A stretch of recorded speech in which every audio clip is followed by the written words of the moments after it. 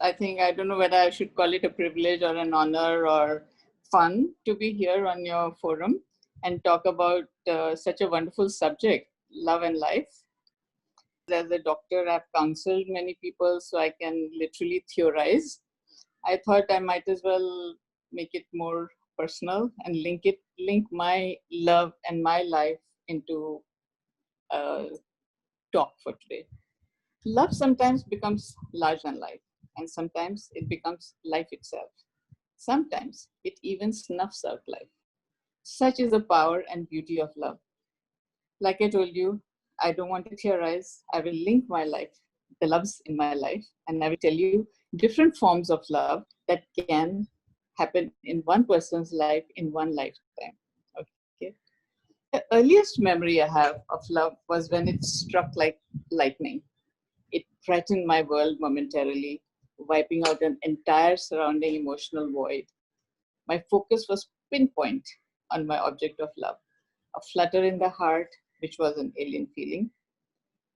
At the mere sight, sound, and even the thought, I would go like flush, gush, blush. But then, as soon as it happened, the drum roll and the thunder just finished. No preamble, no discussion, just that. Over. I suddenly realized that I had better things to do. Well, there was no damage done here, but I have never forgotten that feel, that flutter of the heart, that first blush, the first blush that can only happen to an innocent person, that can only happen to innocence. Then the second one, the love came like a tsunami after a few years, topped with raging hormones. Oh my God, this was a completely different cup of tea. I was at my physical and intellectual best. I could command a legion of admirers. Don't think I'm being, snootish, but no, it was a fact. I could command a legion of admirers. Then I met the star of the season, a very handsome person with a great sense of humor and very studious. What a combination. We were in medical school together. Love and longing combined together gave a completely different meaning to the fluttering heart. Slow and steady, love took on a more solid form. But soon enough, sanity took over. Life happened. Moving on, moving away happened. Some damage was there to the psyche. Some disillusionment happened. But hey, life out there was beautiful. I was richer for the experience, and the whole wide world was waiting for me. Naive, but with this positive attitude, I guaranteed success. My career was going great. I became a proficient doctor. Again, don't judge me, with dollops of charm that made my ride of life really smooth. Soon enough, well, that was two loves gone. Soon enough, like before I could take a turn, the all-consuming true love happened. It hit me like a ton of bricks, destroying my very existence, my vajood. Every breath was his to keep. Every heartbeat was beating for him, with him. Life became a bed of fragrant roses. The beery head found a warm curve of a lovely shoulder. And yes, most importantly, there was a very strong friend in my corner.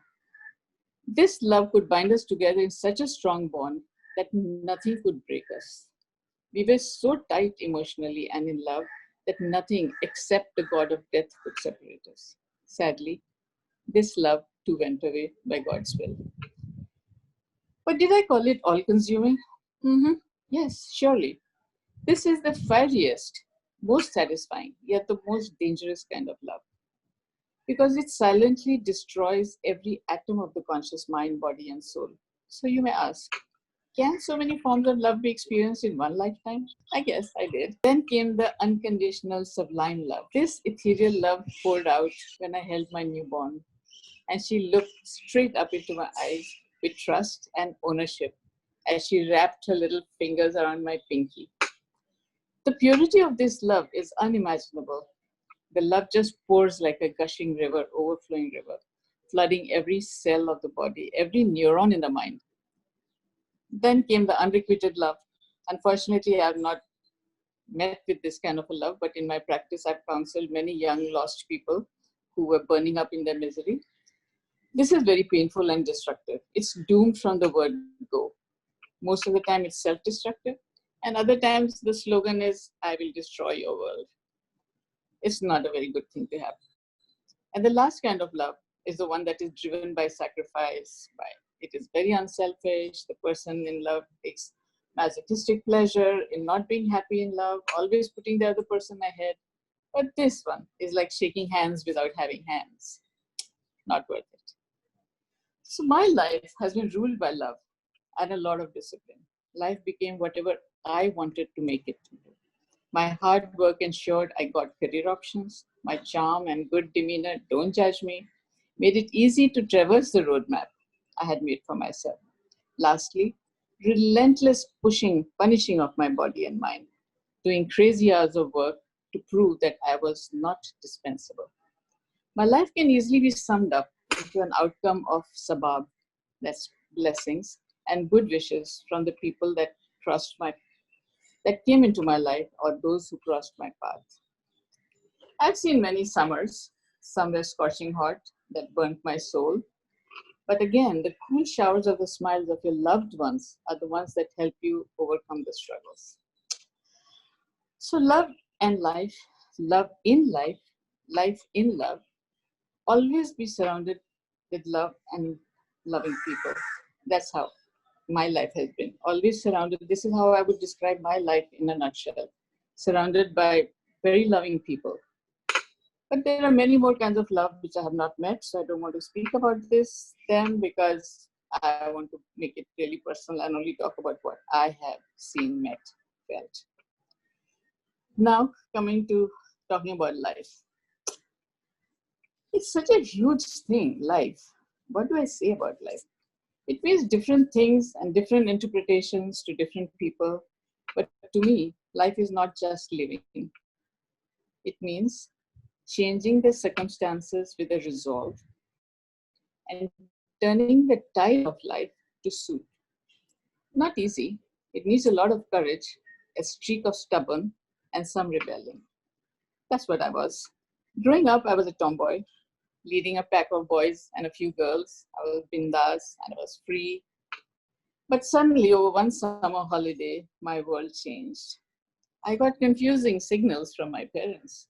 Wear a frock, no more shorts, no playing with boys. What? They were the only friends and buddies I had. That's when the seed of rebellion was first sowed in my head. Okay, I wore girly outfits, but I did all the tomboy stuff, like playing marbles, jumping off the roof, cricket, football, etc. But soon, more changes started to happen. The boys suddenly became like tall, their voices changed, and they were hesitant to hang out with me. Dang. And then one evening, over a cup of forbidden tea, our eyes met, and that look went straight to my heart. The first love that I mentioned earlier happened. But alas, it did not last beyond the summer holidays. Tuitions and pre-medical college took up my attention. Speaking about my life, I grew up in a very loving but a very, very strict family, especially my dad, who had a very short fuse. Horrible. That's why rebellion and determination took root in me, and I became stronger each day. My rebellion and my determination became stronger with me each day. I became kind of, I would say, swollen-headed? How do you call it? I thought too much of myself. I used to drive to college in a left-hand drive Jeep with the top down, showing off. Very bold and very daring for those days. But that wasn't enough. I learned to fly. I learned to fly a twin-engine Cessna, again showing off by flying over my college. Wow. Life to me then meant proving a point, proving my excellence, doing stuff no one else dared. My confidence grew, my attributes became better, I became the center point of attention, excelling in everything except studies. Except studies.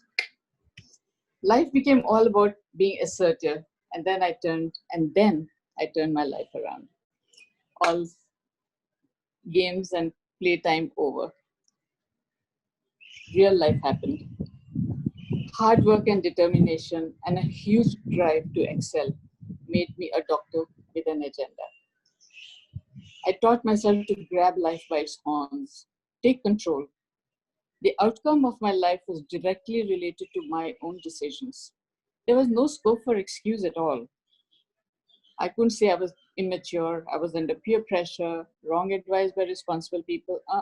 There was absolutely no scope for no excuses. I was alone responsible for the outcome of my decisions. And that I can very proudly say that I did shape my life with a lot of stubborn resolve. Too much stubbornness, I think. But then life does throw a googly once in a while, but not to worry. Jump to plan B. That's again something that I've always followed. I have a plan set in place, but I always have a backup plan B. If plan A doesn't work, I know my plan B is ready and waiting. Halat or circumstances could make it difficult to change the course of an adverse tide. Don't lose hope. Wait it out. Don't lose yourself. Just believe in yourself. Only this belief will give you the power to write your life. That is courage of conviction. You are the only master of your life. Having said that, I had signed a no-compete contract with myself that I would only be my own competition. I would only challenge me. I would focus only on bettering myself. Some thought I was selfish. I don't care.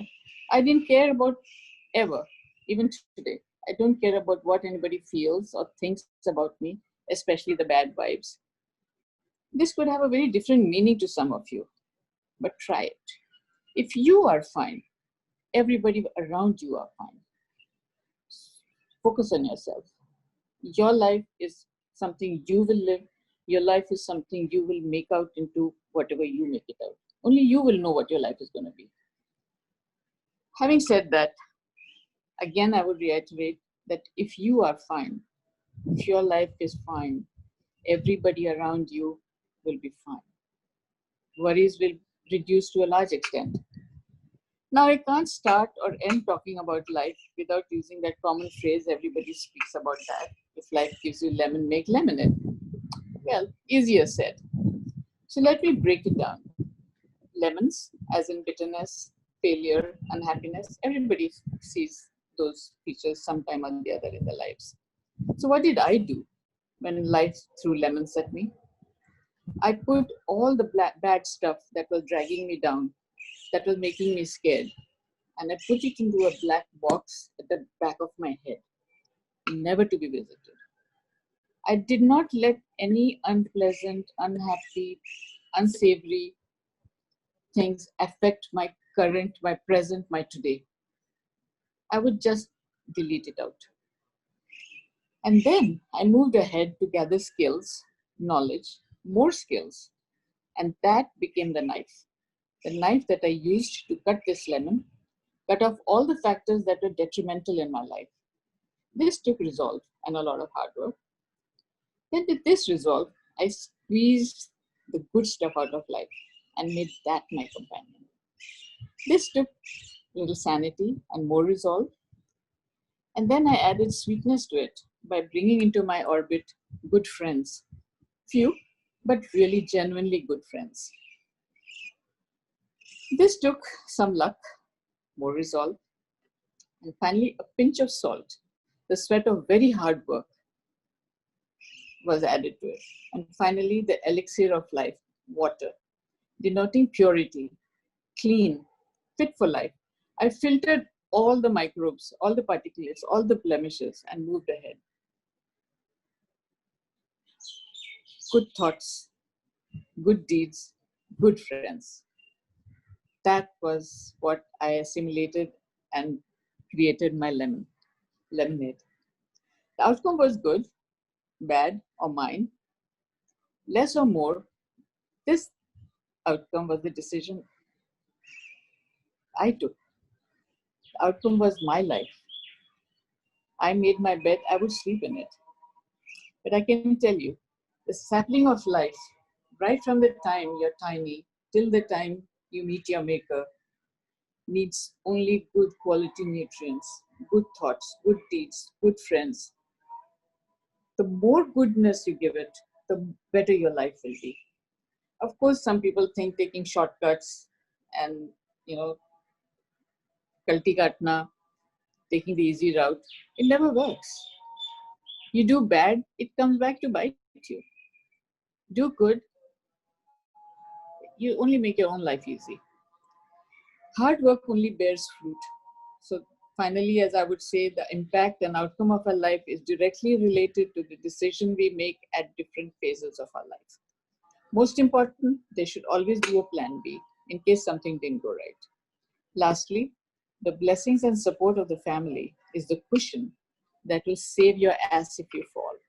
So prioritize and choose carefully the path you want to take, because that is the life you alone will know.